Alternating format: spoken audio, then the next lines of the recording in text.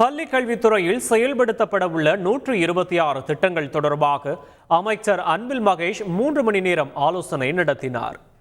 தேர்தல் நடத்தை விதிமுறைகள் காரணமாக 2 மாதங்களுக்கு பின் உயர் அதிகாரிகளுடன் பள்ளிக்கல்வி அமைச்சர் அன்பில் மகேஷ் சென்னையில் பள்ளிக்கல்வித்துறை வளாகத்தில் இன்று 3 மணி நேரம் ஆலோசனை நடத்தினார். 126 வகையான திட்டங்கள் தொடர்பாக ஆலோசனை மேற்கொண்ட அவர் வரும் 10ஆம் தேதி பள்ளிகளை திறப்பதற்கான ஏற்பாடுகள் மற்றும் மாணவர்களுக்கு வழங்கப்பட உள்ள விலையில்லா திட்டங்கள் குறித்தும் அதிகாரிகளிடம் அமைச்சர் அன்பில் மகேஷ் கேட்டறிந்தார். விரைவில் பட்ஜெட் கூட்டத்தொடர் நடைபெறும் என்பதால் பள்ளிக்கல்வித்துறை மானிய கோரிக்கை விவாதத்தின் போது புதிய அறிவிப்புகளை வெளியிடுவது குறித்தும் அமைச்சர் ஆய்வு மேற்கொண்டார்.